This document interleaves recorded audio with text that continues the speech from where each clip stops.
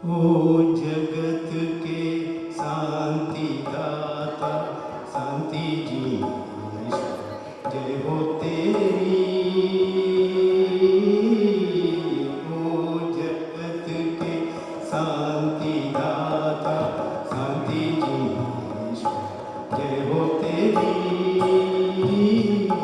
ओ जगत के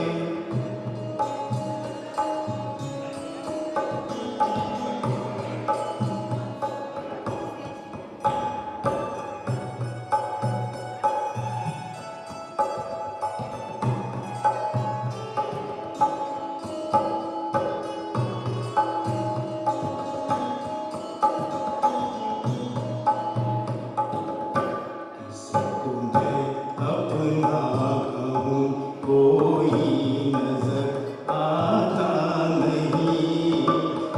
तुम्हें अपना कहूँ कोई नजर आता नहीं। इस जहाँ में आप बिन को आता नहीं।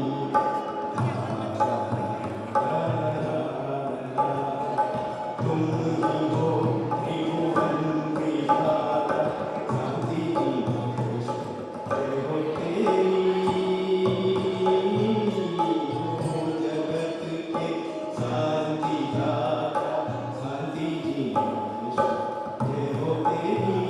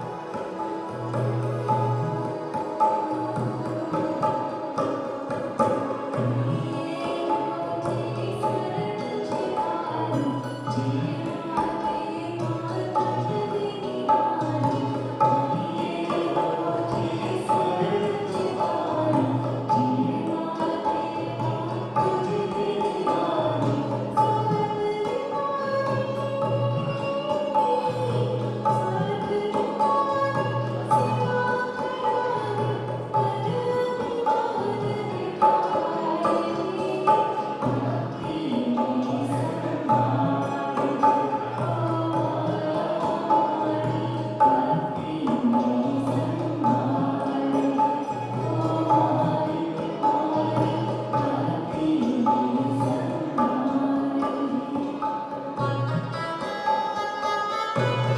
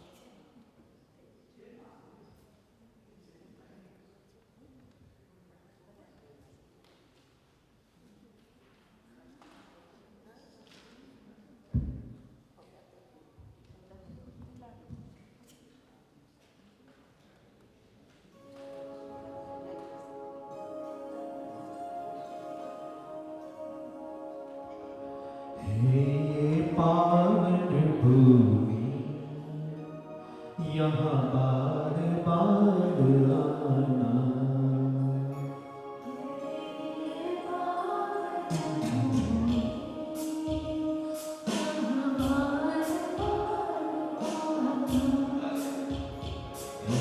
ये पावन भूमि यहाँ बार बार आना।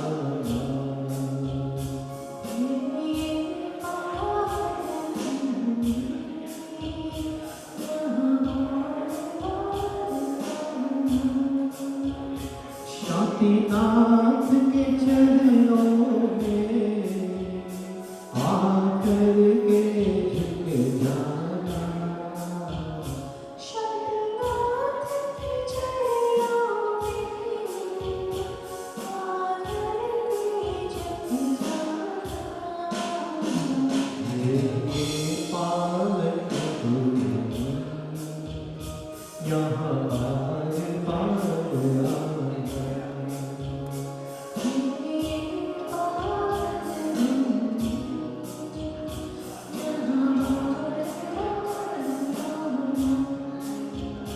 तेरे मस्त के मुकुट है,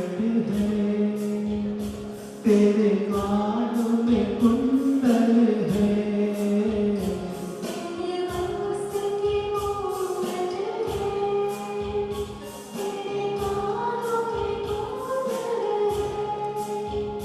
तू करुणा सागर है, मुझ पर करुणा करना।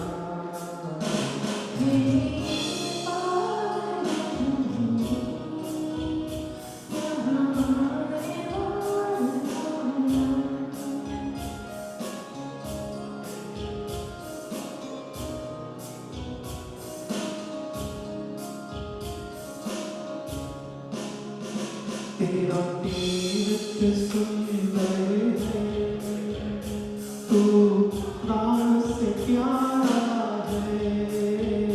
तेरा तीर्थ सुंदर है, तू प्राण से प्यारा है। मेरी विनती सुन लेना, मेरा पार लगा देना।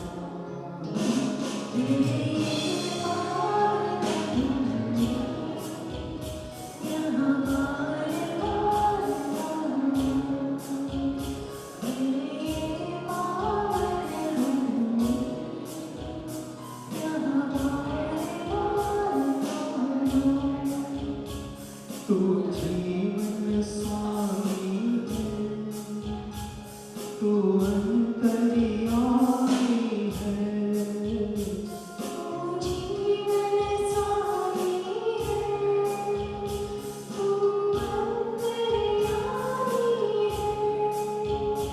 मेरी नैया डूब रही है, नैया को तरा देना।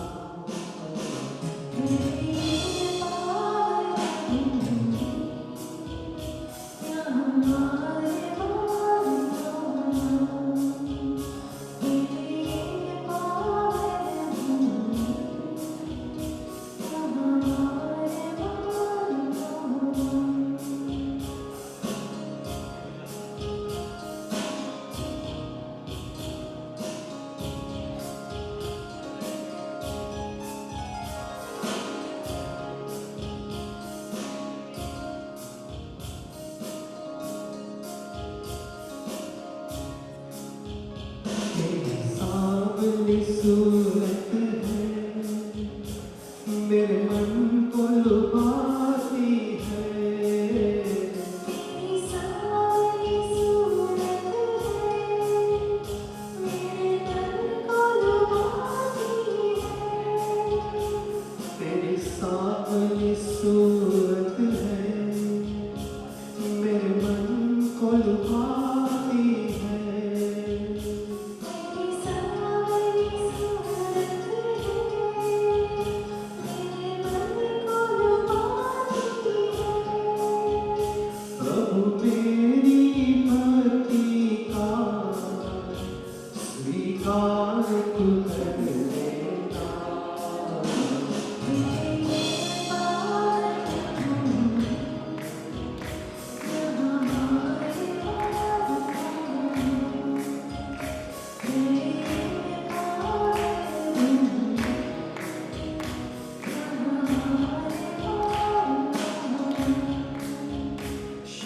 नाथ के चरणों पे आकर के झुक जाना।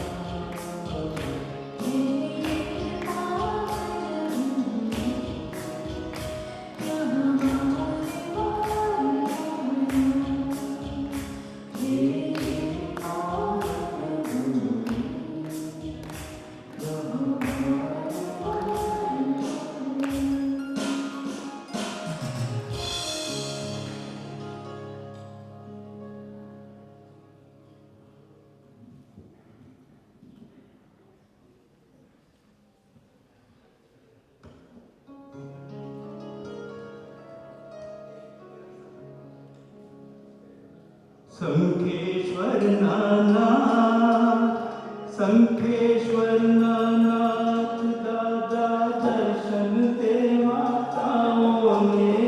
संखेश्वर नाथ, संखेश्वर नाथ दादा दर्शन देवा आओ ने। मुख तनु बताओ ने, बिनु जोड़ी हाथ, बिनु जोड़ी हाथ, प्यारा पास मने बनाओ रे। बिनु जोड़ी हाथ, बिनु जोड़ी हाथ, प्यारा पास मने बनाओ रे। मुख तनु बताओ रे। संखेश्वर नाथ, संखेश्वर नाथ दादा दर्शन देवा आओ रे। संखेश्वर नाथ,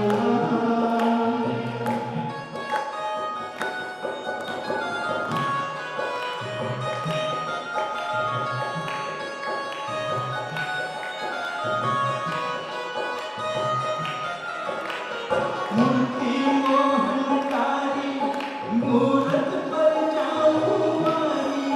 कर सुंदर सेवा तुम्हारी। मूर्ति मोहनकारी, मूरत पर जाऊं मारी। कर सुंदर सेवा तुम्हारी। तेविस माजिन राया, वामा दिन जाया। प्रभु पारस मंगलकारी। ओ गणे भुवन नायक, गणे भुवन नायक, हवे झाझू न तरसाओ रे। गणे भुवन नायक, गणे भुवन नायक, हवे झाझू न तरसाओ रे। मुख तनु बताओ रे। संखेश्वर नाथ, संखेश्वर नाथ दादा दर्शन देवा आओ रे। संखेश्वर नाथ,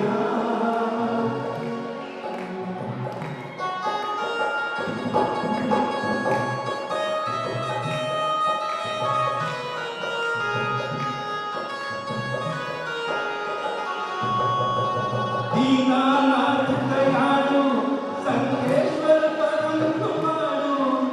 पड़ी तो नाथ पुकारो।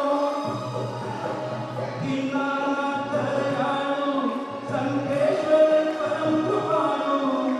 पड़ी तो नाथ पुकारो। करुणा दीनान, दिल में छपानी भान। करुणियो दीने तार्यो। ओ सकल जगत नाथ, सकल जगत नाथ, प्यास में रोगी बुझाओ रे।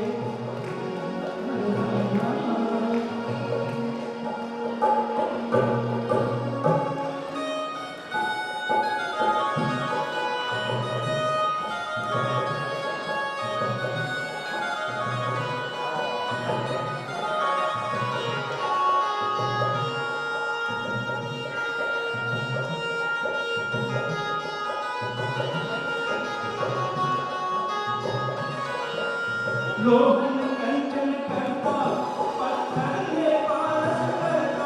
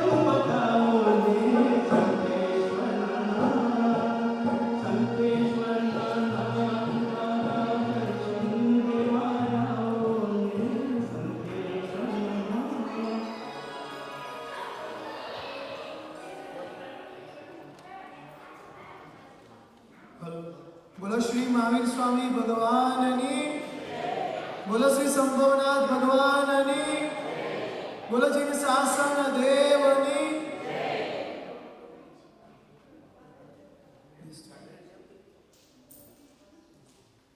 ત્રણ નૌકા.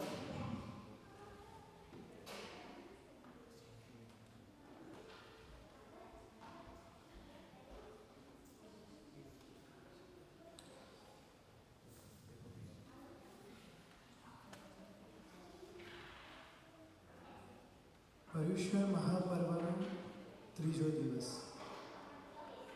આપની આરાધના કેવી થાય છે? જવાબ આપો. સંભળાતો નથી. કાલે કીધું હતું. આરાધના કેવી થાય છે? શાતા છે? આનંદ આવે છે? આનંદમાં વૃદ્ધિ કરવી છે? આજનો વિષય છે પરમાત્મા મહાવીર દેવની વિશ્વને ભેટ. પ્રભુ મહાવીર. પ્રભુ મહાવીરને શું કહું? શબ્દો ઓછા પડે. જો હું એક સાયન્ટિસ્ટ હોઉં ને તો હું પ્રભુ મહાવીરને વર્લ્ડનો બેસ્ટ સાયન્ટિસ્ટ હોઉં. જો હું પર્યાવરણ રક્ષક હોઉં ને તો પરમાત્મા મહાવીરને પર્યાવરણનો સૌથી મોટા રક્ષક ગણું. જો હું અર્થશાસ્ત્રી હોઉં તો પરમાત્મા મહાવીરને વિશ્વના સૌથી મહાન અર્થશાસ્ત્રી ગણું. પરમાત્મા મહાવીર દેવની વાણી જે આગમોમાં ઝીલાય છે, જે આગમોમાં વર્ણવાય છે, એક એક વાણીને જો સમજીએ ને તો લાગે કે પરમાત્મા મહાવીર કેટલા ઉત્તમ હતા. ઇન્ડોનેશિયા સર્વધર્મ પરિષદ, વિશ્વના બધા જ ધર્મ આવ્યા છે. અને એક સવાલ છે, આ વિશ્વનો સૌથી સાયન્ટિફિક અને પ્રેક્ટિકલ ધર્મ કયો? મોસ્ટ સાયન્ટિફિક અને પ્રેક્ટિકલ ધર્મ કયો? બધા ધર્મની ચર્ચા વિચારણા થાય, પોતાના પાસા મુકાય અને બધા ધર્મમાં કંઈક ને કંઈક સારું છે, પણ બધું જોતા જોતા કન્ક્લુઝન નીકળે કે સૌથી સારો અને મોસ્ટ પ્રેક્ટિકલ અને સાયન્ટિફિક ધર્મ કયો? ત્યારે બધા એક મતે જણાવે કે જીન શાસન, જૈન ધર્મ. આ જૈન ધર્મ પરમાત્મા મહાવીરની વાણી એક મનોચિકિત્સક તરીકે પણ કામ લાગે. કોઈકની માનસિક ચિકિત્સા પણ કરવી હોય ને તો પણ ઉપયોગી. એક સાચા બિઝનેસમેન બનવું હોય ને તો પણ ઉપયોગી. એક સફળ રાજા બનવું હોય તો પણ ઉપયોગી. એક સફળ માનવી બનવું હોય તો પણ ઉપયોગી. અર્થશાસ્ત્રી બનવું હોય તો પણ ઉપયોગી. અને એક ડૉક્ટર બનવું હોય તો પણ ઉપયોગી. કોરોના કાળની અંદર જ્યારે વિશ્વમાં મહામારી સર્જાઈ ત્યારે સૌએ એક મતે કીધું કે માસ્ક પહેરવું જોઈએ. ત્યારે ઓઘ નિર્યુક્તિની અંદર પરમાત્મા તો ક્યારના જણાવી ગયા હતા, શ્રાવક અને સાધુ મુપત્તિનો ઉપયોગ કરે. શા માટે? થૂક ઉડે નહીં, શ્વાસોશ્વાસ ફેલાય નહીં અને એની વિરાધના ન થાય. મૂળ ઉદ્દેશ્ય વિરાધના ન થાય, પણ જો સાયન્ટિફિક રીતે સમજીએ તો એ આપણા જમ્સ બીજાને લાગે નહીં. આપણા ઓઘ નિરુક્તિ ગ્રંથની અંદર પરમાત્મા આ વાત જણાવી ગયા. આવી તો કેટલીય વાતો છે, જો એની ચર્ચા કરવા જઈએ ને તો કદાચ સવાર સુધી અહીંયા જ બેસવું પડે, પણ સમયની મર્યાદા છે. તો આપણે પરમાત્માની કેટલીક ગિફ્ટ ભેટ એને આપણે સમજવી છે. પરમાત્મા મહાવીર દેવ સૌથી પહેલી જો ગિફ્ટ આપી ગયા હોય ને તો છે અપરિગ્રહવાદ. અપરિગ્રહ, વસ્તુનો ઓછામાં ઓછો પરિગ્રહ. કેમ? જેટલો પરિગ્રહ વધારે એટલી મૂંઝવણ વધારે.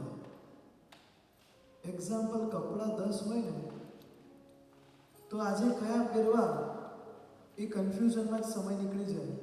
અને બહેનોને ખાસ અનુભવ પણ છે. પછી માથામાં નાખવાના અલગ અલગ જાતના રબડો હોય, સિલેક્શન ટાઈમ હોય નહીં ને એમાં કન્ફ્યુઝન થાય. આ આપણી ભાષામાં સમજીએ અને ધર્મની દ્રષ્ટિએ સમજીએ. જે વસ્તુની જરૂર નથી એને ભેગી કરતા રહીએ અને એની પાછળ રહેલી કેટલીય હિંસા છે, એને મેળવવા માટે કરવી પડતી કેટલા પરિશ્રમ, ને પરિશ્રમમાં રહેલી હિંસા એ આપણને કેટલું દુઃખમય જીવન આપે છે. વસ્તુની જરૂર નથી છતાં મેળવવા માટે પ્રયત્ન કરીએ અને એના માટે ફેમિલી લાઈફ પણ જાય. સાદગીથી જીવન જીવવાની જગ્યાએ મોજ શોખના જીવનમાં જીવવા જતાં ફેમિલી લાઈફ તો ગઈ પણ સાથે સાથે માનસિક શાંતિ પણ ગઈ. એટલે પહેલી ગિફ્ટ આપી અપરિગ્રહ, વ્યવહારમાં અપરિગ્રહ. બીજી ગિફ્ટ આપી વિચારમાં સ્યાદવાદ. વ્યવહારમાં અપરિગ્રહ, વિચારમાં સ્યાદવાદ. સર્વ ઝઘડાનો મૂળ જો કોઈ હોય ને તો હું કરું, હું કહું, હું કહું. મેં કીધું એ જ સાચું, હું કહું મેં કર્યું એ જ સાચું. એટલા માટે તો ગુરુ ભગવંતે પુસ્તક લખવું પડ્યું, હું કરું એ અજ્ઞાનતા.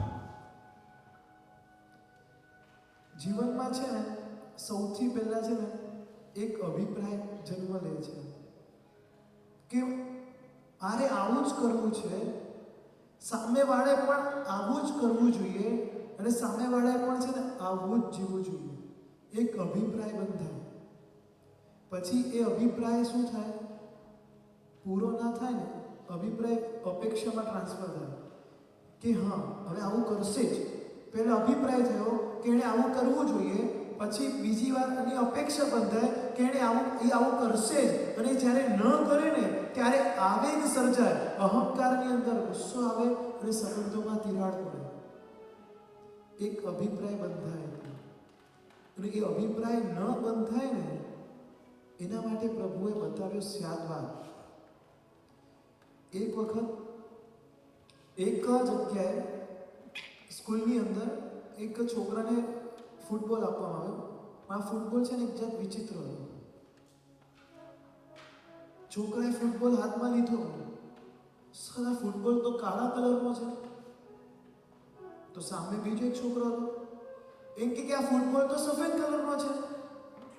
તો બે જણ સામે ઝઘડી પડ્યા. ફૂટબોલ સફેદ જ છે, ફૂટબોલ કાળો જ છે. બે જણ બાખડે.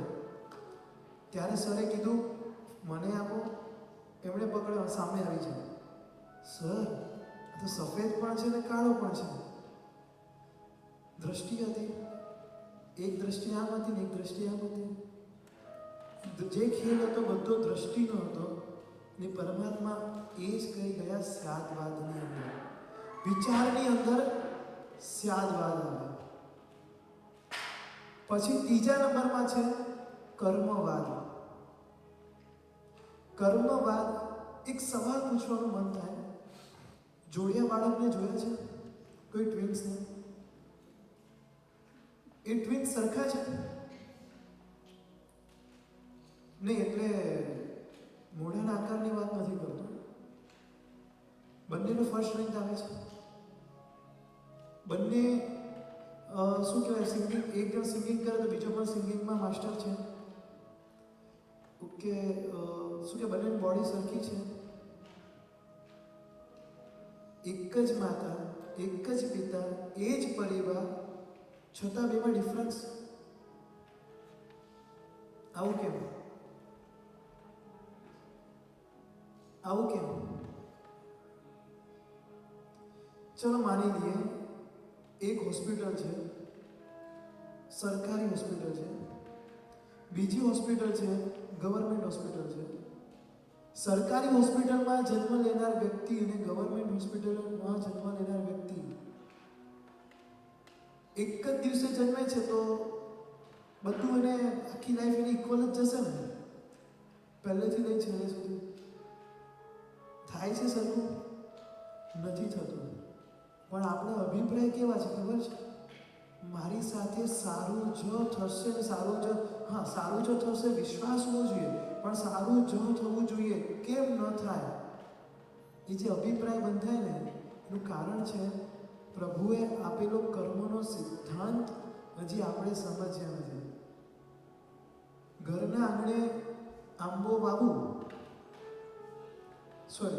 ઘરના આંગણે લીમડો વાવું અને પછી 10 વર્ષે અપેક્ષા રાખું કે મને આંબો જ જોઈએ, મળશે ખરો? નહીં મળે. એક્ઝેક્ટલી કોઈ પૂર્વના જન્મની અંદર એવું વાવીને આવ્યા છે, ભલે એક જ કુટુંબમાં જન્મ છે, એક જ દિવસે જન્મ છે, છતાં પણ બંનેને અલગ અલગ મળે છે, અલગ અલગની સિદ્ધિ પ્રાપ્ત થાય છે. બની શકે કે એક વ્યક્તિ એનો વિકાસ જ ના થાય અને એક વ્યક્તિ છે એ ક્યાં ને ક્યાં પહોંચી જાય. એનું કારણ શું? તો કે જીવનમાં કર્મ વાવે. હવે આ ભેટ આપણને પરમાત્માએ કેમ આપી? કેમ કે જો કર્મવાદ સમજાઈ જાય ને તો એની સમાધિ સહજ થઈ જાય. આ ચાર પોઈન્ટ ડિસ્કસ કરવા છે ને એનું મૂળ તો છે ને સમાધિ માટે છે. પહેલું જે હતું, શું મેં કીધું? પહેલું પરિગ્રહ ઓછો, અપરિગ્રહવાદ, કે જેની પાછળ દોડ્યા જ કરું અને મારી મોજ શોખની પાછળ મારી સુખ શાંતિ જતી રહી. બીજું કીધું મેં સ્યાદવાદ, હું જ સાચો અને એની અંદર સંબંધોમાં તિરાડ પડે અને સમાધિ તૂટી જાય. ત્રીજા નંબરની અંદર કર્મવાદનું અજ્ઞાનપણું, કર્મવાદ છે નહીં. એ કર્મવાદ જો સમજાઈ જાય તો જે પરિસ્થિતિનું નિર્માણ થાય છે એનો કરતા હું પોતે જ છું. મેં ક્યાં કર્મ બાંધ્યા છે માટે આ બધું થઈ રહ્યું છે. જો હું સારા કર્મ બાંધીશ તો પાછું બધું સારું થઈ જશે. શ્રી કૃષ્ણ મહારાજા એમણે પોતાની ઘરની મહેલની દિવાલ પર લખ્યું હતું, ઇદમ અપી ગમિષ્યતિ. આ પણ એક દિવસ, એટલે કે અર્જુને એકવાર પૂછ્યું કે હે એમના ભાઈ થાય, એમના મામાના દીકરા થાય કે હે બાંધવ, કે મને જણાવ ને કે એક એવું વાક્ય કે જે મને સુખમાં પણ શાંતિ આપે ને દુઃખમાં પણ શાંતિ આપે. તો કે છે જો આ વાક્યમાં જ શું લખ્યું છે કે ઇદમ અપી ગમિષ્યતિ, આ એક દિવસ જતું રહેશે. સુખના છોડો ઉછળતી હોય અને એ સુખ જબરજસ્ત સુખ હોય, 10 બંગલા ને 10 ગાડી હોય ને, વાક્ય મગજમાં કયું રમે? ઇદમ અપી ગમિષ્યતિ, આ પણ એક દિવસ જતું રહેશે જો મારું કર્મ વિફરશે. અને જ્યારે દુઃખના દિવસો આવે અને એ દુઃખના દિવસોની અંદર જ્યારે દુઃખ આપણને સતાવે ત્યારે સમાધિ કઈ રીતે ટકે? તો કે આ જ વાક્યનું રટણ, ઇદમ અપી ગમિષ્યતિ, આ પણ એક દિવસ જતું રહેશે. કેમ આવ્યું છે? તો એ કર્મને કારણે આવ્યું છે. કર્મ ખરશે, જતું રહેશે. પણ જો હાય કરીએ, નવા કર્મનું બંધન થાય અને નવા કર્મથી એ જૂનું તો જતું નથી પણ નવું બંધાયા કરે છે. એટલે ઇદમ અપી ગમિષ્યતિ એ સમાધિ સૂત્ર છે. આ પણ એક દિવસ જતું રહેશે. 3 વાત થઈ, અપરિગ્રહવાદ, સ્યાદવાદ અને ત્રીજું કર્મવાદ. આપણે ચર્ચા કરવાની છે 4થા નંબરનો અહિંસાવાદ, જીવદયા. પરમાત્મા મહાવીર દેવ, માનનીય વડાપ્રધાન નરેન્દ્રભાઈ મોદીએ એક વખત પ્રવચનમાં કહ્યું હતું કે પરમાત્મા મહાવીર દેવ એ આ જગતના સૌથી મોટા પર્યાવરણ રક્ષક છે. એમની જ્યારે સૌથી પહેલી સ્પીચ હતી, એ સ્પીચની અંદર એમણે ગુરુદેવના વાક્યને પકડ્યા કે જળ, જંગલ, જમીન ને જનાવર આ ચાર બચી જાય તો આખું રાષ્ટ્ર બચી જાય. અને આ વાક્ય એક જૈન મુનિનું છે અને એ જૈન મુનિએ વાક્ય પરમાત્મા મહાવીરની પરંપરાથી મેળવ્યું. એ જીવદયા અને અહિંસાના સિદ્ધાંતથી મેળવ્યું. જો આ ચાર વસ્તુ ટકી ગઈ તો આખું વિશ્વ ટકી જાય. જળ, જંગલ, જમીનને જનાવર. પણ વર્તમાનમાં આ પરમાત્માના સિદ્ધાંતો કેવા છે ખબર છે? આ ચારે ચાર સિદ્ધાંતો એવા છે કે જગતની અંદર આજે મહામારી, આજે જગતની અંદર યુદ્ધના વાતાવરણ ઊભા થયા છે. શેના માટે? મારે કંઈક મેળવવું છે, મારે કંઈક મેળવવું છે, એના માટે પરિગ્રહ વધારે કરવો છે, એના માટે યુદ્ધના એંધાણ થાય. કોઈકને એમ થાય કે હું સાચો છું, સામેવાળો ભૂલ કરે છે અને એની અંદર ઝઘડા થાય. અને ક્યારેક ક્યારેક એ અહિંસા પોતાની ડોમિનન્ટ પોઝિશન બતાવવા માટે પણ અખતરા કરે અને એ હિંસા કરીને નુકસાન કરે. આલ્બર્ટ આઇન્સ્ટાઈન અણુબોમ્બ બનાવ્યો ને, અણુબોમ્બ બનાવ્યા પછી પહેલો ક્યાં ફેંકવામાં આવ્યો? Japan, Hiroshima, Nagasaki. ત્યારે એ પોતે ત્યાં જઈ રહ્યા છે, જોવા માટે ગયા છે. એ બોમ્બ ફેંકાયો. બોમ્બ ફેંકાતાની સાથે એ ત્યાંના જીવોના કત્લેઆમ થઈ ગઈ અને કોઈકના મસ્તક આકાશમાં ઉડે છે, કોઈકનો હાથ ઉડે છે અને લોહીને ફુવારા ઉડે છે. અને આ જોઈને આઇન્સ્ટાઈન ત્યાં ગાંડો થઈ ગયો કે સાલું મેં જે સૂત્ર આપ્યું હતું અને એ ફોર્મ્યુલાના બેઝ પર આ લોકો અણુબોમ્બ બનાવ્યો, એની આ અસર છે. એક અનાર્ય દેશના વ્યક્તિને થાય એની આ અસર તે પર્યાવરણના રક્ષક પરમાત્મા મહાવીર દેવે જીવદયાની કેટલા પરિણામ જગાડ્યા હશે, એમના સિદ્ધાંત કેવા હશે. આજે જગતમાં અરાજકતા ફેલાઈ છે, લોકો યુદ્ધના વાતાવરણમાં ધકેલાઈ ગયા છે. ક્યાંક પાણીની શોર્ટેજ છે તો ક્યાંક અનાજની શોર્ટેજ છે, તો ક્યાંક પૂર આવી રહ્યા છે, તો ક્યાંક પાણી વરસાદ પડતો પણ નથી, ક્યાંક ધરતીકંપ થાય છે. આ બધાનું જો કારણ શું છે? હિંસા. જીવદયાનું પાલન થતું નથી. બસ એનું જ પરિણામ છે કે ચારે બાજુ આટલી અરાજકતા ફેલાઈ છે, આટલી તકલીફો ફેલાઈ છે. તો એ હિંસા કઈ રીતે થઈ રહી છે આપણા જીવનમાં પણ એકદમ સૂક્ષ્મતાથી વિચારીએ તો આપણે પણ રિસ્પોન્સિબલ છીએ. આ હિંસામાં કઈ રીતે રિસ્પોન્સિબલ છીએ એ જાણીએ એક ભક્તિ ગીત દ્વારા. हिंसा पीड़ित विश्वरा महावीर दे सकता है.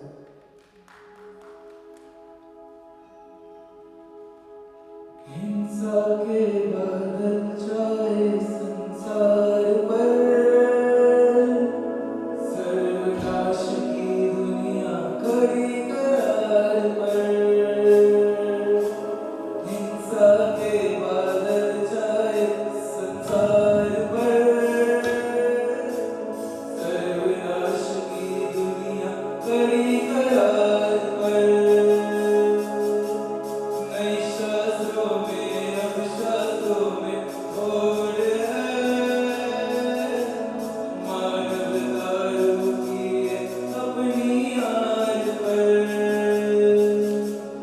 महावीर ही पगबूलों को समझा सकता है, महावीर ही पगबूलों को समझा सकता है.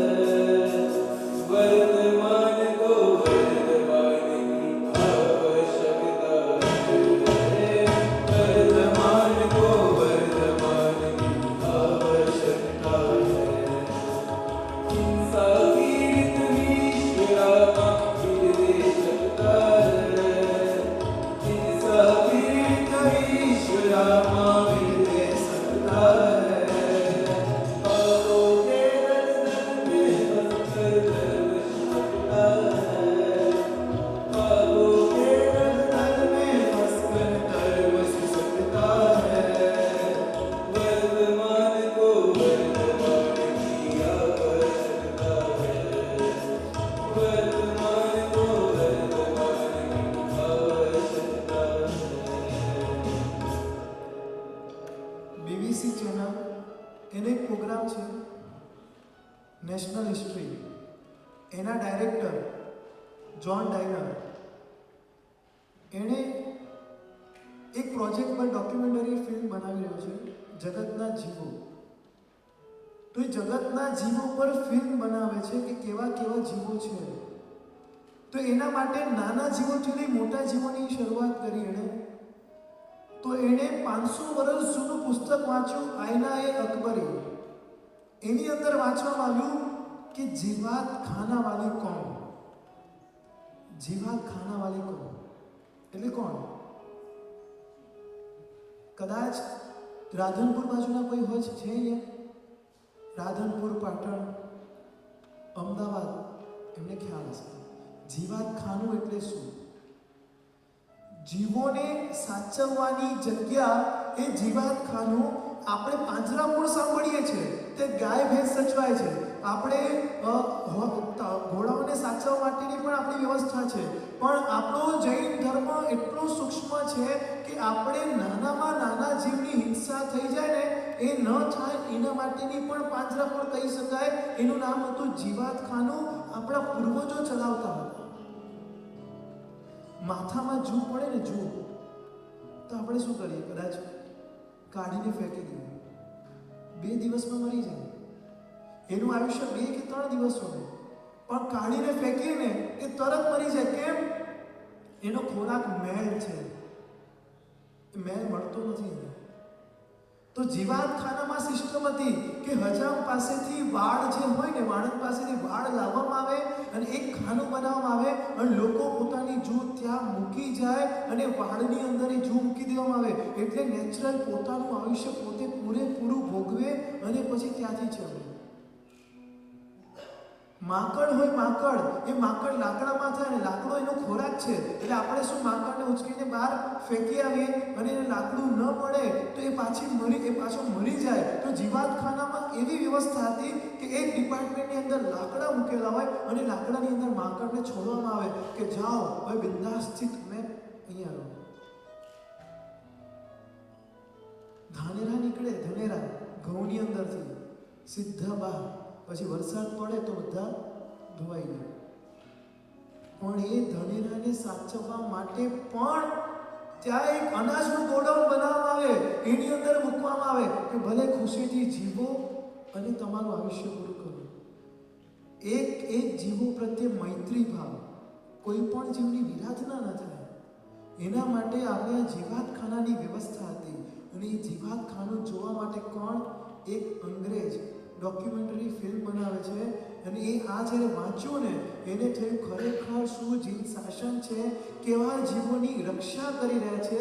અને એ જોવા માટે ભારતમાં આવે છે. પણ કમનસીબ આપણું એક પણ જીવાતખાના હાજર નહીં. કેમ? તો કે જેમ પૂર્વજો ગયા, પરંપરા પણ ગઈ. જે જીવદયાના પરિણામ હતા. પર્યુષણનો હાર્દ શું છે? હૃદયને કોમળ કરવું. અને આ જીવ દયાથી હૃદય કોમળ થાય. પણ પૂર્વજો ગયા ને પરંપરા પણ ગઈ. અને આ જીવાતો ઓછા થયા ને એટલે ધીરે ધીરે બધે તકલીફો થવા લાગી. અળસિયા ઓછા થયા, એના કારણે જમીન પેલા ફળદ્રુપ રહેતી હતી. અળસિયા ઓછા થયા, જમીન ફળદ્રુપ થતી નથી, પાક ઉગતો નથી. અને પછી આપણે કહીએ છીએ અનાજની શોર્ટેજ છે. નાનામાં નાના જીવોને બચાવીને આપણે કુદરતની રક્ષા કરી છે. તો હવે શું કરવું છે? What next? હવે આપણે શું કરશું? પહેલો નંબર છે પાણીનો વપરાશ ઓછો. એક મેગેઝિનની અંદર એક આર્ટિકલ હતો પાણી અંગેની ચિંતા. એમાં લખેલું હતું જે 100 માણસ 10 વર્ષમાં જેટલું પાણી વાપરતો હતો, વર્તમાનમાં એક માણસ 1 વર્ષમાં પૂરું કરે છે. જે મોટા વડીલો બેઠા છે એમને જોયું છે, એમને ખ્યાલ હશે. દૂર દૂર પાણી ભરવા જતા હતા અને પાણી ભરીને લાવતા. વાસણ ધોવાની પદ્ધતિ કઈ હતી? માટીથી વાસણ ધોવાતા અને એક જ બાલટી પાણી હોય ને એમાં 100 વાસણ પણ જો મેં સાફ કરવા હોય ને તો ઇઝીલી થઈ શકતા હતા. એટલું કરકસરથી વપરાશ થતો અને વાસણ પણ ચોખ્ખા થઈ જતા. અને અત્યારે થાય છે શું? નળ ચાલુ, એક બાજુ સાબુ ઘસાય, પછી વાસણ ધોવાય, બીજો વાસણ હાથમાં લઈએ ત્યાં સુધી નળ તો ચાલુ ને ચાલુ જ હોય. અને આ એવું ઇન્ડિયામાં થાય છે એવું નથી, આખા વર્લ્ડમાં આ વસ્તુ ચાલે છે. આ પદ્ધતિ જે એક વાસણ મૂક્યું ને બીજું વાસણ હાથમાં આવ્યું, એ જે બે વચ્ચેનો ગેપ હતો એ પાણીનું શું? Total waste. ભાઈઓ ઘરે શેર કરે, નળ ચાલુ અને કન્ટિન્યુઅસ પાણી વહ્યા જ કરે. એક સમય હતો, એક નાનકડા બાઉલની અંદર કદાચ છે ને દેશમાં જોયું પણ હશે, એક નાની પેટી લઈને ઓલો હજામ આવતો, આટલી નાની વાટકીમાં પાણી રાખતો હતો અને એટલા પાણીમાં છે ને આપણે આખી દાળી બધી તૈયાર થઈ જતી હતી. અને આજે એની સામે કદાચ અડધી બાલટી પાણી છે ને આપણું વપરાઈ જાય છે. માટે જ કીધું છે ત્રીજું વિશ્વયુદ્ધ પાણી માટે થવાનું છે.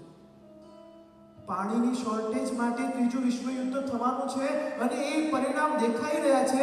આજે બ્રહ્મપુત્ર નદી ઉપર પહેલા લોકોએ ડેમ બાંધ્યો અને પાણી રોકવાના પ્રયત્ન ચીનના લોકો કરી રહ્યા છે. કેમ કે પાણી મારી પાસે રહે, ભારતમાં ના જાય. આ નદી માટે પણ યુદ્ધ થશે. કેમ? પાણીની બચત ઓછી થાય. એક જગ્યાએ બહુ સરસ વાક્ય લખ્યું છે, પાણી અને વાણી ગાળીને વાપરવું અને પાણી એને ઘીની જેમ કરકસર કરીને વાપરવું. એનો એવો કરકસર કરવો કે કદાચ નીચે લખ્યું છે વાક્ય, ભવિષ્યમાં જો જીવવું હોય ને આજે પાણીની બચત કરવી ચાલુ કરવી પડશે. જો ભવિષ્યમાં જીવવું હોય તો ભવિષ્યમાં જીવવા માટેમાં પણ ફાંફા પડી જશે જો પાણીની બચત નહીં હોય. આપણે જ આપણે વિચારીએ ને, પર્યુષણ એટલે પહેલાં કીધું સેલ્ફ એસેસમેન્ટ. આપણે જ વિચારીએ ને હું ક્યાં પાણીનો વપરાશ વધુ કરું છું, આપણને જ આપણો જવાબ મળી જશે. નાવા બેઠા હોઈએ, શાવર ચાલુ છે, કન્ટિન્યુઅસ પાણી આવે છે. આ પ્રવચનની અંદર એક વખત મહાત્મા 1 કલાક પ્રવચન પાણી ઉપર આપ્યું. અમદાવાદની અંદર કોલેજમાં ભણતા અથવા તો બિઝનેસ કરતા 1000 યુવાનોએ બાધા લીધી કે આજ પછી બાથટબ કે શાવરની અંદર અમે નહીં આવીએ. શા માટે? પાણીનો વેસ્ટેજ કરવો નથી. એક પ્રયોગ કરી શકીએ આપણે. એક બાલદી પાણી ભરીએ, સ્નાન કરીએ, પછી ઘટે તો પાછું પાણી ભરીએ, પાછું સ્નાન કરીએ.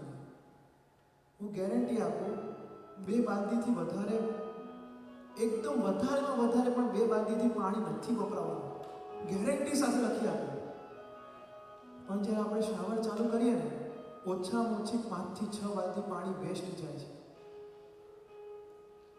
આ પાણીનો વપરાશ જે વધી રહ્યો છે ને, તો પરમાત્મા મહાવીર દેવની દેન છે. હું તો શાસ્ત્રની વાત તો કરતો જ નથી હજી. પરમાત્માએ તો ત્યાં સુધી કહ્યું છે કે એની અંદર પાણીના એક ટીપાની અંદર અસંખ્ય જીવો રહેલા છે. પાણી પોતે તો જીવ છે જ, પણ પાણીના એક ટીપાની અંદર અસંખ્ય જીવ રહેલા છે. અને સાયન્સ પણ સાબિત કરે છે કે 10,300 સમથિંગ હાલતા ચાલતા જીવો પાણીની અંદર છે. સાયન્સ કહી રહ્યું છે. અને છતાં પણ જો આપણને પાણીનું વેસ્ટેજ કરવાનું મન થાય તો એકવાર છે ને પેલું સ્તવન યાદ આવે છે, મહાવીર તારા માર્ગથી લાખો જોજન દૂર, કરોડો કિલોમીટર હું દૂર છું, હજી તો તારો માર્ગ હું પામ્યો જ નથી. જો પાણીનો બેફામ ઉપયોગ કરતો હોય તો પહેલો સિદ્ધાંત છે પાણીનો વપરાશ ઓછો. બીજું છે એઠું ન મૂકવું. અત્યારે જો કહેવાય ને, વર્તમાન જગતની સૌથી મોટી ફેશન જો હોય ને, એઠું મૂકવું છે. રમૂજ છે, મારી ઓફિસમાં મારા ફ્રેન્ડને જોવા માટે છોકરીવાળા આવ્યા. તો રિયલ ઘટના છે પણ રમૂજ ના પણ લાગશે. છોકરીવાળા જોવા આવ્યા તો એણે મિલ્કશેક મંગાવ્યો છે. તો મિલ્કશેક મંગાવ્યો પહેલાં પીધો, સામેવાળાએ પણ પીધો, પણ આ ભાઈએ મિલ્કશેક અડધો પીધો ને અડધો છોડી દીધો. પછી કોઈકે કીધું, ભાઈ પૂરો તો કર, 50 રૂપિયાનો છે, પૂરો કર પહેલાં તો. કેમ કે 50નો સવાલ નથી, જો હું પૂરો કરીશ ને તો છોકરીવાળાને ભૂખડો લાગીશ, એટલે હું પૂરો નહીં કરું. પૈસાની તો કદર નહીં, પણ અનાજની પણ કદર નહીં.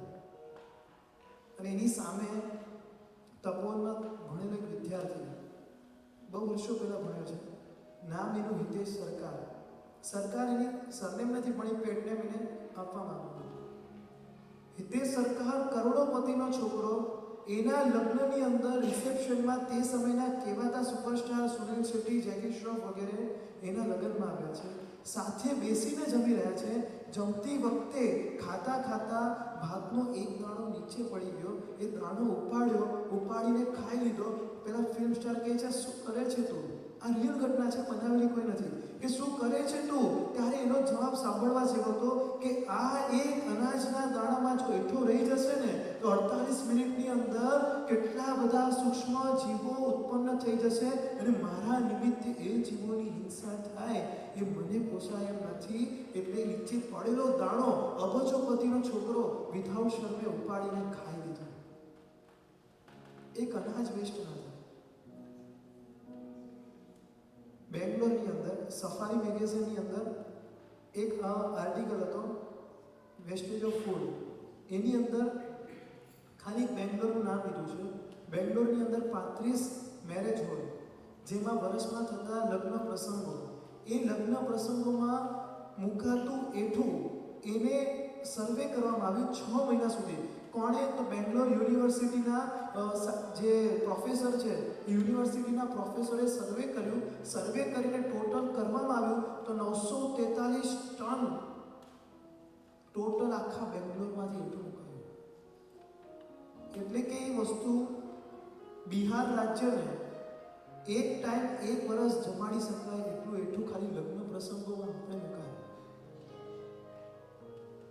માત્ર બેંગ્લોરની વાત નથી, મેરેજ ફંક્શન જેટલા પણ થાય હોટલની અંદર, અને ત્યારબાદ આપણે વાતો કરીએ આપણા સંજમણોમાં કેટલું એટલું છે.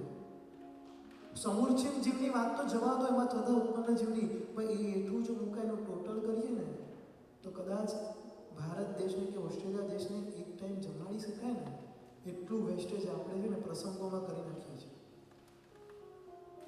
હું આંકડા જો બોલીશ ને તો કદાચ અધ્ધરતાળ થઈ જાય એવા આંકડા સફારી મેગેઝિનમાં આપવામાં આવે છે. સમયની અનુકૂળતા નથી એટલે બધા આંકડા નથી લઈ શકતો, પણ એની સમરી આપું છું કે આખા દેશને જમાડી શકાય એટલું વેસ્ટેજ થઈ રહ્યું છે. માળવા દેશની અંદર, માળવા ખ્યાલ છે? રાજસ્થાન ને એમપી વચ્ચેનો જે પ્રદેશ છે, એ માળવા દેશના રાજાને એક સપનું આવ્યું. સપનામાં જાણવા મળ્યું કે મારે ત્યાં દુકાળ પડશે, તો એણે દેવીને હાજર કરી. અને દેવીએ એને કીધું, જો તારા રાજ્યમાં એઠું નહીં મુકાય ને તો તારા રાજ્યમાં ક્યારેય દુકાળ નહીં પડે. અને એ બન્યું એવું કે માળવામાં આજે પણ દુકાળ પડતો નથી. એઠું મૂકવાની જ્યારે આપણી વાત કરીએ ને, મેરેજ ફંક્શન જવા દો ને, આપણે વ્યક્તિગત વિચારીએ, રોજ આપણે થાળી ધોઈને નથી પીતા, એટલે ભાતના 7-8 દાણા પડ્યા રહે છે. બરાબર છે? હું ખોટો તો નથી જ, મને એટલું ખબર છે. 7-8 દાણા તો રહે જ આપણે. કેમ ખબર છે? આપણને બીજી એક શરમ મળે, ચમચી ઘસીએ ને તો ખરાબ લાગે, એટલે ભાતના દાણા પડ્યા રહે. હવે વિચાર કરો, રોજના 7-8 દાણા થાય એટલે આખા ફેમિલીના 5 મેમ્બર હોય એટલે 35-40 દાણા, એટલે એક ચપટી ચોખા.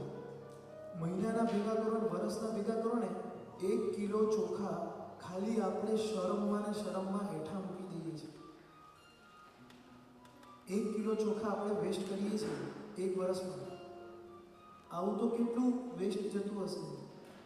આ વેસ્ટેજ જો ન થાય તો કેટલા લોકોના પેટ ભરાઈ શકે છે. ફ્રાન્સની અંદર 4 ઇન્ડિયન છે, ભારતીય, રિયલ પ્રસંગ છે, ફરવા માટે ગયા છે. અને હોટલની અંદર એમને જમવાનું ન જોયું હોય ને એવી રીતના મંગાવ્યું. ઘણું જમવાનું મંગાવ્યું, પણ ખાઈ શકાયું નહીં, ત્યાં મૂકીને ઊભા. અને એ ટાઈમે ફ્રાન્સની કોઈ લેડી હતી તે આવી, ભાઈ તારે ખાવું પડશે. એણે જવાબ આપ્યો, ભાઈ પૈસા મેં આપ્યા છે ને, હવે આ અનાજ મારી માલિકીનું છે, હું ખાઉં કે ફેંકી દઉં, તારે શું છે? ત્યારે ત્યાંનો જે એ લેડીએ જવાબ આપ્યો ને, ખરેખર વિચારવા જેવો છે કે પૈસાની માલિકી તારી છે, અનાજની માલિકી તારી નથી. કે આને ઉગાડનાર કોઈ બીજો છે, વેચનાર બીજો છે, બનાવનાર બીજો છે, અને ત્યારે તારા હાથમાં આવ્યો છે. માલિકી તારા પૈસાની છે, અનાજની નહીં. કે અનાજની માલિકી તો કુદરતની છે, અને આને તું વેસ્ટ કરીને કુદરતનું અપમાન કરે છે, અને એ નહીં ચાલે. અને ફ્રાન્સમાં નિયમ છે કે આવી રીતના મીઠું મૂકી શકાય નહીં થાય. અને ત્યારે એને ખાવાની ફરજ પડી. આ પરમાત્મામાં આવી આ જ કહી રહ્યા છે કે તમે એઠું મૂકીને, આપણે એઠું મૂકીને શું કરી રહ્યા છે? સૌથી પહેલાં તો ખેડૂતનું અપમાન કરીએ છીએ, એની મહેનતનું ઇન્સલ્ટ કરીએ છીએ. સેકન્ડ નંબરની અંદર એને જે મજૂરો કામ કરે છે એનું ઇન્સલ્ટ કરીએ છીએ, વેચનારનું ઇન્સલ્ટ કરીએ છીએ, ઘરે બનાવનાર વ્યક્તિ છે એનું પણ ઇન્સલ્ટ કરીએ છીએ, અને પાંચમા નંબરમાં છે ને પોતાનું જ ઇન્સલ્ટ કરીએ છીએ. કેમ કે પુણ્યના ઉદયથી આ ખોરાક મળ્યો હતો, અને એ તમને પસંદ, આપણને પસંદ નથી, એટલે આપણે પોતે આપણા પુણ્યનું પણ ઇન્સલ્ટ કરીએ છીએ. એટલે બીજો સિદ્ધાંત છે એઠું મૂકવું નહીં. આગળના સિદ્ધાંત તરફ વધી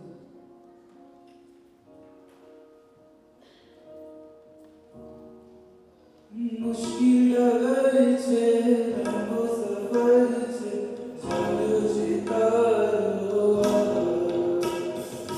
મુશ્કિલ લગન છે, લાંબો સફર છે, ચાલો છે તારો.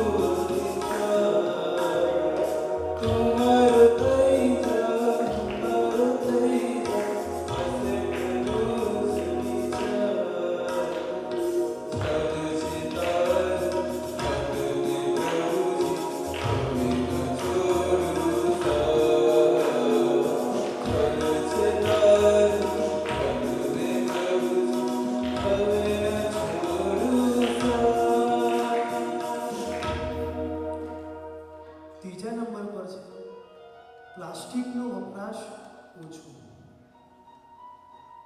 પરમાત્મા મહાવીર દેવે આગમમાં લખ્યું છે, વસ્તુ એવી વાપરો કે જેનો ઉપયોગ બીજી વાર થઈ શકે. અત્યારે સાયન્સ તો કે જ છે, પણ આ જ વાત આગમની અંદર સંસ્કૃતમાં વગેરેમાં લખવામાં આવી છે, વસ્તુ એવી વાપરો કે જેનો વપરાશ બીજી વાર થઈ શકે. જે પ્લાસ્ટિકનું ઉત્પાદન થઈ રહ્યું છે એ ઉત્પાદન છોડો, આપણે પ્લાસ્ટિક વેસ્ટની વાત કરીએ તો ખાલી ભારતમાં વર્ષમાં 25,940 ટન વેસ્ટેજ, એટલે કે 9,000 હાથીના વજન જેટલું વેસ્ટેજ પ્લાસ્ટિકનું થાય છે. એ પ્લાસ્ટિક જાય છે ક્યાં? એક તો દરિયામાં જાય, બીજું જાય જમીનમાં. લખ્યું છે કે એન્ટાર્કટિકામાં, દક્ષિણ ધ્રુવમાં જે પેંગ્વિન છે એ પેંગ્વિનની સંખ્યા ઘટી રહી છે. કેમ? તો કે પ્લાસ્ટિક દરિયા વાટે છે ત્યાં સુધી પહોંચી ગયા છે, અને એ પ્લાસ્ટિકના કારણે પેંગ્વિનની સંખ્યા ઘટી રહી છે. ભારતમાં, ખાલી ભારતનો આંકડો કહું છું એટલે આપણે એના આધારે વર્લ્ડમાં કેટલું થાય છે આપણે વિચારી શકીએ છીએ કે 2050 સુધીમાં 12 બિલિયન ટન પ્લાસ્ટિક બને એટલી મોટી મોટી કંપનીઓ બનશે. હવે એનું વેસ્ટેજ કેટલું બધું? અને એ પ્લાસ્ટિકને કમ્પોઝ થતાં 400 વર્ષ લાગે. 400 વર્ષ લાગે ને જમીનની અંદર જાય. 400 વર્ષ સુધી એ પ્લાસ્ટિક જમીનમાં રહે. પ્લાસ્ટિક બને છે શેનાથી? જેને સાયન્સ ભણ્યા છે ને ખબર હશે શેમાંથી બને છે. કાર્બન. અને કાર્બન શું કરે છે? જમીન માટે સૌથી ઘાતક બની જાય. પાક ઉગે ને અને 400 વર્ષ સુધી કમ્પોઝ ના થાય તે જમીનની હાલત શું? એની અંદર રહેતા જીવોની હાલત શું? પછી એના આધારે અનાજના આધારે ટકતા જીવોની હાલત શું? તો બસ આપણે એક ટાર્ગેટ નક્કી કરીએ જેટલું જરૂરી છે. માત્ર પ્લાસ્ટિકની વાત નથી. આના બેઝ પર આપણે એવી વસ્તુ પણ સમજવાની છે કે જેનો ઉપયોગ બીજી વાર થતો નથી. એવી વસ્તુઓનો વપરાશ ઓછો કરીએ. કેમ કે અત્યારના સમયમાં ન કરીએ એવું કેવું થોડુંક અઘરું છે, પણ ઓછો કરીએ. ચોથા નંબરમાં છે વસ્ત્રો ઓછા વાપરવા. એક લેખકે વાત લખી છે, મારી પત્ની કરતા મારા પત્નીના કપડાં મને બહુ આદર આપે છે. મારી પત્ની કરતા મારા પત્નીના કપડાં મને આદર બહુ આપે છે. કઈ રીતે? તો કે જ્યારે પણ હું દરવાજો ખોલું કબાટનો, બધા કપડાં મારા ચરણોમાં આવીને પડે છે. એટલે કે કપડાનો એટલો બધો સંગ્રહ છે કે અંદર માતા પણ નથી. અને પાછી હાલત કેવી ખબર છે? નવા આવે ઇનકમિંગ થયા જ રાખે અને આઉટગોઈંગ હજી વાર છે, થોડી ઘસાવા તો ને પછી વાત. પુરુષોમાં પણ એવું થાય છે. જીન્સ વપરાશ ઓછો એટલે એક જીન્સ વાપરીએ ને એને ધોવામાં 2 બાલદી પાણી વપરાય અને પછી એને બનાવવામાં એનાથી ડબલ પાણીનો વપરાશ, એનાથી પણ વધારે એટલો વપરાશ એક જીન્સ બનાવવામાં થાય. એ જીન્સ બનાવવા માટે આટલો બધો વેસ્ટેજ થાય અને આપણે શું કરીએ? 10 જોડી જીન્સ લઈ રાખીએ. એટલે માર્કેટમાં શું થાય? દુકાનદારને ઓહો ડિમાન્ડ બહુ છે, કપડાની ડિમાન્ડ બહુ છે, એટલે આગળ એ વધારે માલ મંગાવશે. કે સીધી વાત છે, મારે ત્યાંથી 10 જીન્સ ઉપડે તો મંગાવું કેટલા આગળથી? 20-25 મંગાવું. આ એક્ઝામ્પલની વાત છે. તો મેન્યુફેક્ચરર શું કરશે? વધારે બનાવશે. એકચ્યુઅલી એ જીન્સ આપણા ઘરે પહેરાતા હોતા નથી. માંડ ગણીને 3 પહેરાય, પણ એની પાછળ હિંસા કેટલી થાય? એના માટે વસ્ત્રનો પરિગ્રહ જેટલો થાય એટલો ઓછો, કે જેટલા આપણા વપરાશમાં હોય. વપરાશમાં ન હોય, એમને પડી રહેતા હોય તો મને કહેજો, વ્યવસ્થા હું કરી દઈશ. 5મા નંબરમાં છે ફર્નિચર ઓછું. ફર્નિચર ઓછું આ બધી જગ્યાએ લાગે છે. કેમ કે એક હમણાં પ્રસંગ મેં જોયો લાઈવ. ઘર હતું 5 કરોડનું સુરતમાં. મારા બહુ નજીકના વ્યક્તિ છે. ઘર 5 કરોડનું, એણે ફર્નિચર બનાવ્યું લગભગ 1 કરોડ આજુબાજુનું હશે, 70 થી ઉપર પહોંચી ગયું હતું. એટલે ટોટલ ખર્ચો કરોડ ઉપર પહોંચી ગયો. પહેલી વાર 70 ઉપર પહોંચ્યું. લાગ્યું કે મેં બનાવ્યો છે, મેં જે પ્લાનિંગ કર્યું છે એ મુજબ બન્યું નથી. પેલાને કીધું બધું જ તોડી નાખ, નવેસરથી કર્યું. ને કરોડ રૂપિયા ઉપરનો ખર્ચો ફર્નિચરમાં. માન્યું જરાક સમાજમાં સ્ટેટસ માટે જરૂરી છે, પણ આ ફર્નિચરની પાછળ એક ઘરના ફર્નિચરમાં 100 ઝાડ કપાઈ જાય છે. એક ઝાડનું લાકડું બેઠું તો આપણે લગાડતા નથી, એને ઘસાય અને પતલી પ્લાય બને તો આગળ પાછળનું બધું વેસ્ટ જાય. કેટલા ઝાડ કપાય ત્યારે એક ઘરનું ફર્નિચર બનતું હોય છે. અને આપણે 5 વર્ષે 10 વર્ષે નવા ફર્નિચર બનાવો અને એ જંગલનો વિનાશ કરતા જઈએ. હવે આપણે એમ કહીએ કે ઓસ્ટ્રેલિયામાં તો બહુ સારું છે, તો અહીંયા લાકડું ક્યાંથી આવશે? તો બીજી કન્ટ્રીમાંથી આવશે. અહીંયાથી નહીં કાપીએ તો અલ્ટિમેટ તો પૃથ્વી પર જ નુકસાન છે ને. અને એ વૃક્ષ ઓછા થયા એટલે થશે શું? વરસાદ ઓછો આવશે. આપણે કહીએ છીએ કે અહીંયા ઓઝોનનું લેયર ઓછું છે. કેમ? એક્ઝામ્પલની વાત છે. કેમ? તો કે વૃક્ષો નથી. વૃક્ષો નથી તો ઓઝોનમાં કાણા પડી જાય છે. પછી કે એસિડ વર્ષા થાય છે. તાજમહેલ આપણે જોઈએ છે એની પર કાળા ડાઘા લાગી ગયા, એસિડ વર્ષા થાય છે. કેમ થાય છે? ઝાડો ઓછા છે એટલે ઓઝોનમાં ગાબડું પડી છે. વરસાદ ઓછો પડે છે. ઝાડ હોય એ વરસાદને વાદળને ખેંચે અને વરસાદ પડે, પણ આજે ઝાડ જ નથી તો વરસાદ કેવી રીતે પડે? આપણા કદાચ છે ને હવે એવો સમય આવશે, ભવિષ્યની પેઢીને કદાચ પૂછશો ને કે બેટા પીપળો કોને કહેવાય ને, ખબર નહીં હોય તો એટલું ખબર હશે કે જ્યાં ભૂત લટકતા હતા ને એ પીપળો કહેવાય, પણ પીપળાના ફાયદા શું હતા ને ખબર નહીં હોય. એટલે બની શકે તો ફર્નિચરનો ઓછો ઉપયોગ. ગાંધીજીની વાત આવે છે, પેન્સિલથી લખતા હતા, બોલપેનથી, શાહીજીની પેન્સિલથી. હવે પેન્સિલ વાપરતા ગયા ઘસાતી જાય, આટલી નાની પેન્સિલ થઈ ગઈ. ત્યાં કોઈક સેવક આવ્યો, બાપુ તમારા માટે નવી પેન્સિલ. એ પાગલ થયો છે, આ ઝાડને કાપીને બનાવેલી પેન્સિલ એનો દુરુપયોગ કરાય? જ્યાં સુધી આ પકડવાને લાયક નહીં રહે ને ત્યાં સુધી આ જ પેન્સિલ વાપરીશ. આપણો સ્કૂલ પીરિયડ યાદ કરીએ આપણે, અડધી થાય ને એટલે પપ્પાની ફરિયાદ કરતા, પપ્પા પેન્સિલ પતી ગઈ નવી લાવો. અને એક કંપાસમાં લોકોને દેખાડવા માટે 4 પેન્સિલનો વપરાશ આપણે કર્યો છે. આ એક પેન્સિલની એક્ઝામ્પલની વાત છે. ત્યાંથી વધતા જઈએ ક્યાં વનસ્પતિનું નુકસાન થાય છે એની કાળજી રાખવી એ આપણો આગળનો કર્તવ્ય. 6થા નંબર પર છે વાહન વપરાશ ઓછો. આ બેઝિકલી ઇન્ડિયા વગેરેમાં વધારે લાગે, અહીંયા તો તમારે એના પર જ આધાર છે એટલે એના પર ચર્ચા ન કરતાં થોડા આગળ વધીએ. એક વ્યક્તિને માંસાહાર છોડાવવો. પહેલાં તો એટલી તો આશા છે કે આપણે જૈન બંધુ છીએ એટલે આપણા જીવનમાં તો માંસાહાર આવવાની શક્યતા છે જ નહીં.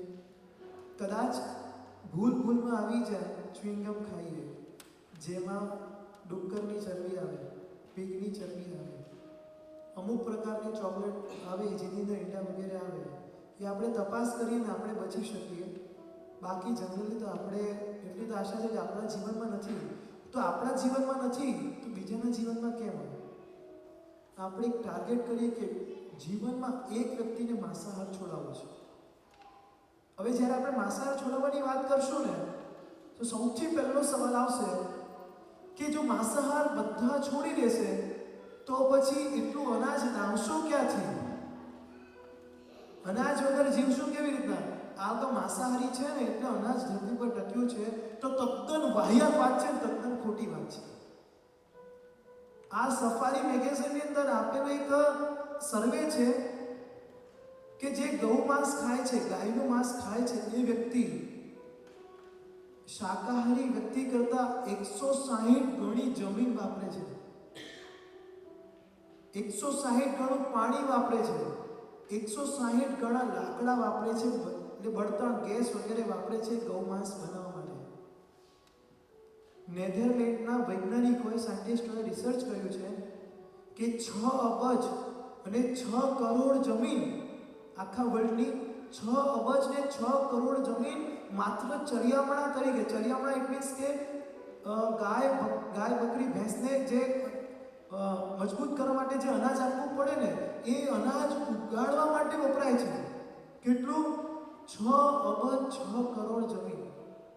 એને જે જરૂર છે એના કરતાં વધારે ખવડાવવામાં આવે.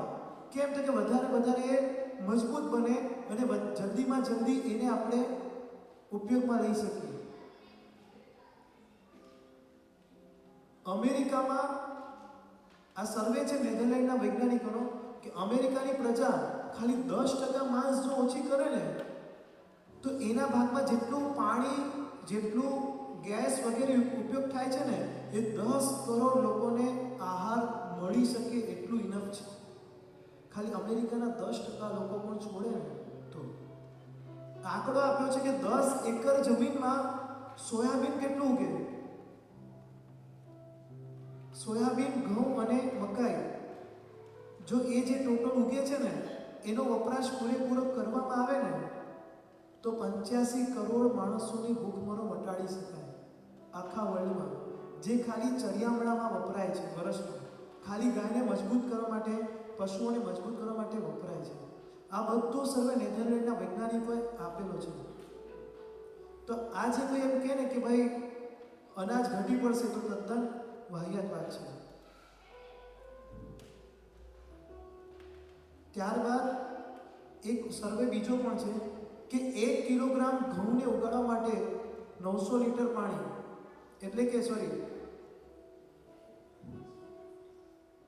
900 ml રોજનું.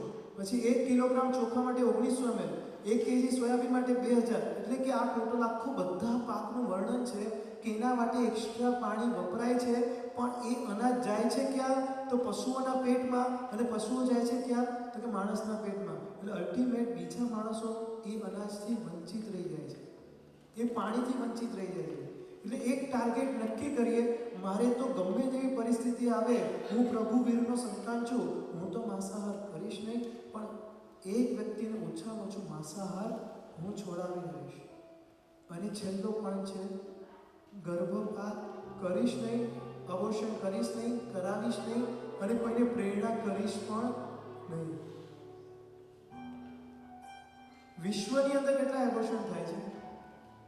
સર્વે છે ડોક્ટર્સનો, આખા વિશ્વની અંદર એક વર્ષમાં, આ 2011ના આંકડા છે, 5,60,00,000 એબોર્શન થાય છે આખા વિશ્વમાં. ભારતમાં 6,61,000, અને મુંબઈમાં ડેલી રોજના 60 ઓછામાં ઓછા. અને સૌથી વધારે એબોર્શન ક્યાં છે ખબર? પબ્લિક ફંક્શન હોય ને એના 2 મહિના પછી, કે પબ્લિક ફંક્શનની અંદર ક્યાંક ગડબડ થાય અને પછી અનવોન્ટેડ ચાઇલ્ડને ખલાસ કરી દેવામાં. શ્રી કૃષ્ણ મહારાજ, શ્રી કૃષ્ણ ભગવાન કહી ગયા છે, યદા યદા હિ ધર્મસ્ય, જ્યારે જ્યારે પણ ધર્મની હાનિ થશે ત્યારે હું જન્મ લઈશ. એક એની અંદર કહેવામાં આવ્યું છે. આપણે એનો જો સાર પકડીએ તો વિચારવા જેવું છે કે ભગવાન તો ધરતી પર આવવા માટે ક્યારના તૈયાર છે, પણ આ બાળકોની જે નિર્મમ હત્યા થઈ રહી છે ને, એ ભગવાનને ધરતી પર લાવવા દેતા નથી. એટલે આપણે એક સંકલ્પ કરીએ, આપણા નજીકમાં પણ જો કોઈ આવા હોય તો એને રોકીએ. જો એ બાળકો ધરતી પર આવે એટલે એમાંથી કોઈ એક મહાપુરુષનો અવતાર હોય ને તો આખા ધરતીની કાયા પલટ કરી શકે. અને આ થઈ જેવી હિંસાની વાત. હવે એક છેલ્લો છે, આત્મહિંસા, પોતાની હિંસા, સદ્ગુણોની હિંસા. એક સવાલ પૂછું, એનાથી શરૂઆત કરીએ. આપણે ચાલી રહ્યા છીએ, બાજુમાં ઘાસ છે અને અહીંયા કીડી છે. કઈ જગ્યા પર મૂકશું? બીજી જગ્યાએ જવાય એમ નથી. કઈ જગ્યાએ પર મૂકશું આપણે? ઘાસ પર કે કીડી પર? ગુરુ ભગવંતે વાત કરી, ઘાસ પર પણ ન મુકાય, કીડી પર પણ ન મુકાય, કે બંનેમાં જીવ છે, પણ કીડીમાં તેન્દ્રિયનો જીવ છે, એની પર જો પગ મૂકવામાં આવે ને તો કદાચ છે ને હિંસક પરિણામ વધારે જાગે. ઘાસ પર પગ મૂકતા કદાચ અરેરાટી છૂટી જાય, પણ કીડી પર જો યુઝ ટુ થઈ ગયા તો કાલે ઉઠીને મોટી હિંસા કરવા માટે પણ પ્રેરાય જાય. આત્મહિંસા કઈ રીતના? જે આગળ વાત કરી, સ્યાદવાદ વગેરેની, ક્રોધ, ગઈકાલે પણ વાતો કરી હતી. ગઈકાલ સુધીની વાત માનવ બનવાની હતી, હવેની જે વાત આવશે મહામાનવ બનવાની. આત્મહિંસા, નાની નાની વાતોની અંદર ઉકળાટ થાય, એક જમવાનું સારું ન બને અને મન વિચલિત થઈ જાય, તો ક્યાં ગયો આપણો આસક્તિ ભાવ ત્યાગવાની વાત? એક બાજુ તપ કરવાની વાત કરીને એક બાજુ આસક્તિ ભાવ પોષાય, એક બાજુ આપણે મિચ્છામી દુક્કડમની વાત કરીએ અને બીજી બાજુ કોઈની સાથે વેરઝેર રાખવાનું મન થાય, તો ક્યાં ગઈ આપણા આત્મહિતની વાત? તો બસ એ છેલ્લી જે હિંસા છે, આત્મહિંસા. આ ટોટલ 9 પ્રકારની હિંસાને ધ્યાનમાં રાખી આપણા જીવનને, આપણા ભાવોને આપણે કોમળ બનાવીએ અને એ કોમળ હૃદયથી ધર્મની સ્થાપના કરીએ અને ધર્મની સ્થાપના કરી મોક્ષ તરફ જલ્દી જલ્દી પ્રયાણ કરીએ. એ જ પ્રભુને પ્રાર્થના, જીનાકના વિરુદ્ધ કંઈ પણ બોલાયું હોય, કોઈને બંદૂક થયું હોય તો ઈચ્છા ન કરો.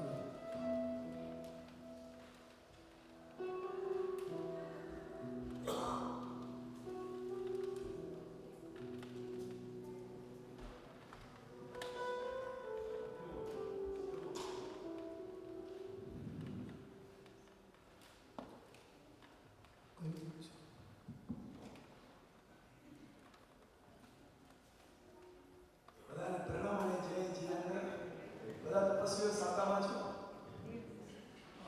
આવતીકાલે સવારથી કલ્પસૂત્રના વાંચન શરૂ થશે. 10:30 કાલે 10 વાગે થશે. 10 વાગ્યાથી 12:30. સાંજનું પ્રતિક્રમણ જે પ્રમાણે છે, આપણો ટાઈમ જ પ્રમાણે છે. મને ખાસ એક કારણ કે પરમ દિવસે આપણું ભાવિક જન્મ વાંચનનો આખો પ્રોગ્રામ છે, સપના ઉતારવાનો. તો અત્યારે આ વર્ષે આપણે ઘણા બધા લોકોના અત્યારે તપસ્યા ચાલે છે. ઘણા બધા બહેનો, ઘણા બધા ભાઈઓનો આજે બધા ત્રીજો ઉપવાસ છે. જેમને બી 28 કરવાની ભાવના હોય, 8 ઉપવાસ કરવાની, પ્લીઝ મને જરાક નામ લખાવી દેજો. તો આપણે એ પ્રમાણે સપના ઉતારવામાં અને બધેમાં એમને લાભ આપી શકીએ. તરત જ જેટલા હોય મને તરત જ નામ જણાવવાની ઘણા બધાની ખબર છે. પ્લીઝ એક વખત નામ જણાવી દેજો તો આપણે એ પ્રમાણે વ્યવસ્થા ગોઠવી શકીએ. બસ પ્રણામ અને જય જય.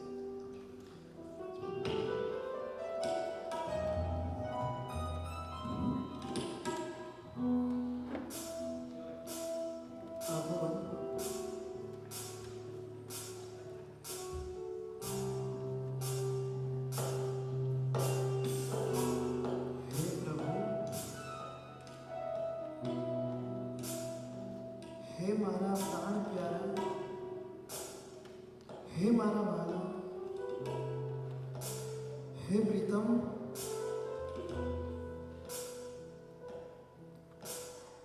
જગતમાં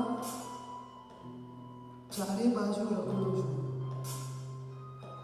ક્યાંક પૈસા કમાવા તો ક્યાંક વ્યવહાર સાચવવા, તો ક્યાંક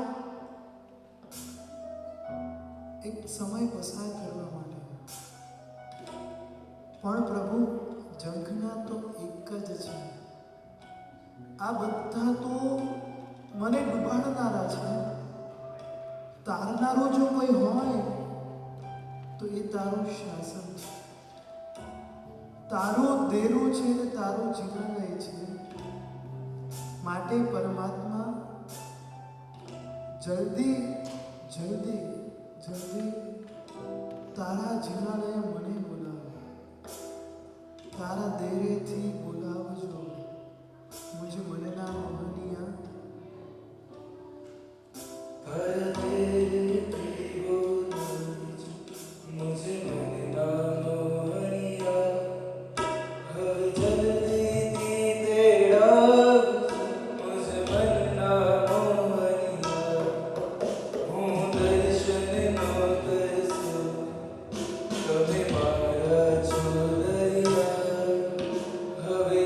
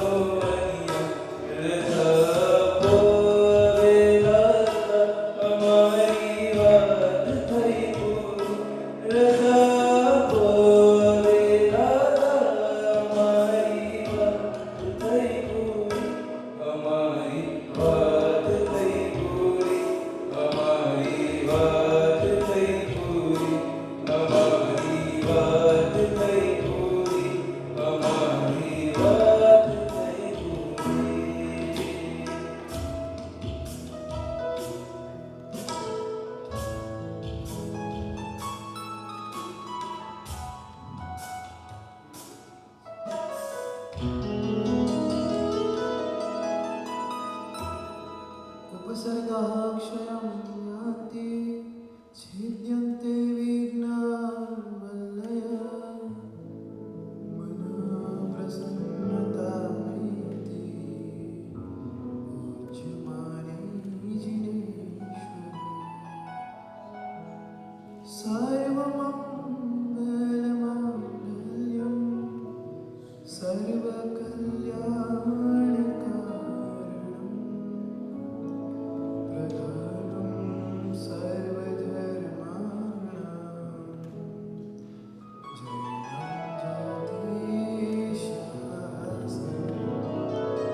बोलो श्री महावीर स्वामी भगवाननी, बोलो श्री संभवनाथ भगवाननी, बोलो जिन शासन देवनी।